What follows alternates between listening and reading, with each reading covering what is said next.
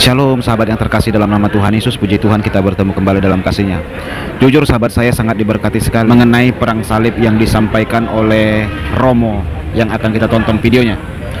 Jujur saya sering bertanya-tanya ya mengenai perang salib ini gitu ya, tetapi saya masih belum mendapatkan jawaban yang begitu puas. Tetapi kali ini saya dapatkan jawabannya melalui Romo ini sahabat. Langsung saja kita tonton videonya sahabat. Salve, istilah perang salib dalam bahasa Indonesia adalah terjemahan dari frase Arab Hurubus Salibiyah. Ketika perang salib pertama diadakan justru tidak ada istilah perang salib, tapi saat itu diserukan sebagai iter atau peregrinatio, dalam bahasa Latin artinya ziarah ke tanah suci. Istilah perang salib atau crusade baru muncul 100 tahun kemudian. Antara tahun 1095 dan 1400 ada sekitar 9 perang salib atau ekspedisi Kristen Barat Eropa ke Mediterania Timur yang dirancang untuk merebut kembali tanah suci dari tangan Muslim. Ini didorong oleh Gereja Katolik dan melibatkan kematian ribuan orang. Perang salib hanya dapat dipahami dengan baik dalam kerangka 500 tahun kemajuan Muslim ke Barat yang mendahulunya. Muhammad lahir pada tahun 570 di Mekah, Saudi Arabia.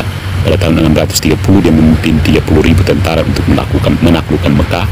Pada tahun 711 Muslim mengambil Suriah, Irak, Mesir, dan Yerusalem. Ini daerah Kristen.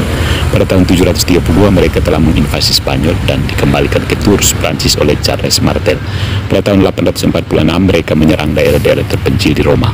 Pada akhir abad ke-9 para perompak Muslim telah membangun tempat berlindung di sepanjang pantai Mediterania, mengancam perdagangan, komunikasi, dan lalu lintas pesiara untuk abad berikutnya. Mereka menguasai sekitar 2/3 kekristenan. Jadi sudah saatnya bereaksi membebaskan orang Kristen dan tanah suci. Dalam sebuah buku yang kontroversial, sejarawan Steve Weidenkopf menantang anggapan luas bahwa perang salib adalah perang barbar, keserakan, dan intoleransi agama. The Glory of the Crusades menggantikan bias modern yang terus-menerus demikian dengan visi yang lebih faktual dan bernuansa, namun tidak kalah menarik, tentang perjuangan 600 tahun kekristenan untuk merebut kembali tanah suci. Kesan sebagian orang tentang perang salib dipupuk oleh film-film Hollywood dan dokumenter TV, kata Weidenkopf. Tapi presentasi perang salib seperti itu sangat menyesatkan karena Hollywood dan TV mengandalkan narasi anti-Katolik yang sudah ketinggalan zaman. Narasi itu berasal dari reformasi, katanya, ketika Martin Luther membantu menyebarkan kebohongan dan membesar-besarkan tentang perang salib karena dia melihatnya sebagai hasil dari otoritas dan kekuasaan Gereja Katolik. Belakangan penulis pencerahan seperti Voltaire dan Gibbon membangun di atas kepalsuan semacam itu yang pada akhirnya membentuk pandangan negatif yang diterima modernitas tentang perang salib. Hari ini perang salib adalah buah bibir populer untuk semua yang salah dengan agama, khususnya Kristen, dan umumnya dipandang sebagai penyebab kuno, bahkan pembenaran bagi terorisme. Syukurlah sejarawan perang salib zaman modern menghindari prasangka anti-agama di balik pandangan ini dan mengungkap pemahaman otentik tentang peristiwa-peristiwa Katolik ini dari perspektif mereka yang berpartisipasi di dalamnya. Tapi para ahli sejarah tersebut tidak mampu menghapus mitos populer. Untuk memahami perang salib dengan benar, kita harus mengenalinya sebagai peristiwa Katolik yang otentik di zaman ini.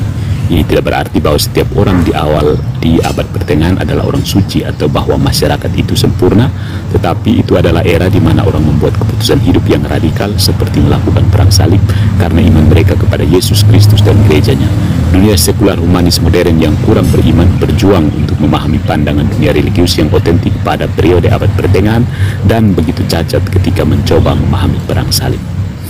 Gerakan perang salib adalah gerakan Katolik. Paus menyerukan perang salib, para imam dan para santo santa mengkhotbahkannya, konsili ekumenis merencanakan dan mendiskusikannya, dan para pejuang Katolik melakukannya untuk keuntungan spiritual. Perang salib tidak dapat dipahami dengan baik terlepas dari realitas Katolik ini. Amnesia sejarah dunia modern dalam hal ini dapat disembuhkan dan penyembuhan dimulai dengan umat Katolik mempelajari sejarah otentik gereja mereka dan budaya yang diciptakannya. Seperti para biarawan Benediktin di masa lalu, kita umat Katolik modern dapat mempertahankan warisan peradaban Barat dan memperbaiki kesalahan dan bias zaman kita melalui komitmen untuk mempelajari sejarah kita dan bangga bila perlu atas tindakan pria dan wanita, orang-orang yang mendahului kita dalam iman.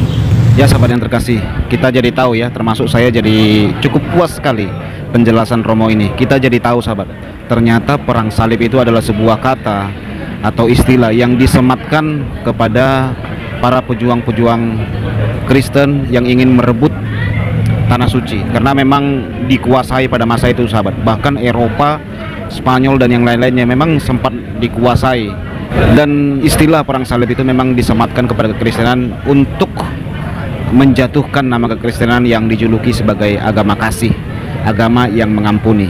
Melalui pesan Romo ini kita tahu ternyata perang salib itu adalah ziarah ke tanah suci untuk merebut kembali, karena memang kalau tidak direbut kembali akan dikuasai, gitu loh sahabat.